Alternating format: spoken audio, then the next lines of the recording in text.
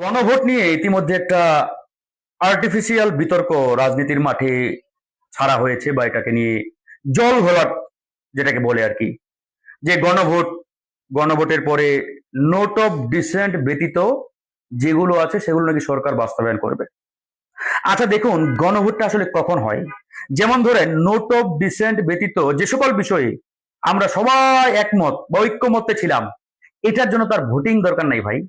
মানে আমরা সবাই 10 জন একটা জায়গায় বসছি আলোচনায়, 10 জনই বললো এই বিষয়ে আমরা একমত। আচ্ছা বলেন, কি এরপরে কি আর ভোটের প্রয়োজন আছে? ভোটটা কখন হয়? যখন দেখা যায় 10 জনের মধ্যে বিতর্ক তৈরি হয়, একমতে পৌঁছানো যায় না, তখন বলে যে না, তাহলে এটা ভোটাভুটিতে আমরা ছেড়ে দিই। তো যেহেতু আমরা দীর্ঘ প্রায় 3 মাস আমরা ঐক্যমত্য কমিশনে আলোচনা করেছি, সমালোচনা হয়েছে, বিতর্ক হয়েছে, এই আলোচনার পরিপ্রেক্ষিতে অনেকগুলো বিষয় আমরা একমতে এসেছি, আবার অনেকগুলো বিষয়ে আমরা ঐক্যমত্যে পৌঁছাতে পারি নাই। তো যে সকল বিষয়ে আমরা একমত হতে পারি নাই, তখনই কিন্তু এই গণভোটের বিষয়টা সামনে আসছে। তাহলে আমরা এগুলো জনগণের সামনে থ্রো করি, জনগণের সামনে নিয়ে যাই, জনগণই বলুক যে এটা আসলে দরকার কি দরকার নাই।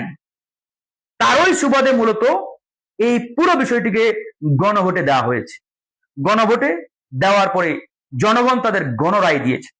সেখানে আপনারা সবাই দেখেছেন, 69% পিপল, 69% মানুষ হ্যাঁ ভোটের পক্ষে রায় দিয়েছে। তার মানে তারা এই সংস্কারগুলো চায়।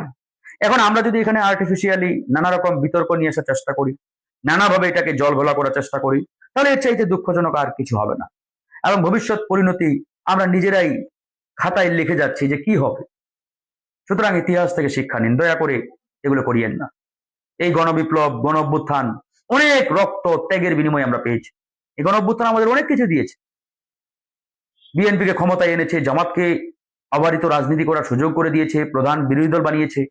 আমরা আজকে মুক্তভাবে কথা বলার সুযোগ পেয়েছি, বাক স্বাধীনতা পেয়েছি। সবাই লাভবান, কেউ কম কেউ বেশি।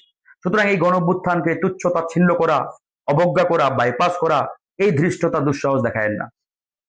দয়া করে থামুন, ফুল স্টপ মারুন, সামনে আগায়েন না। ভয়াবহ বিপদ কিন্তু ধেয়ে আসবে, আটকানো অসম্ভব। শুধু এতটুকু বলে রাখলাম। ধন্যবাদ।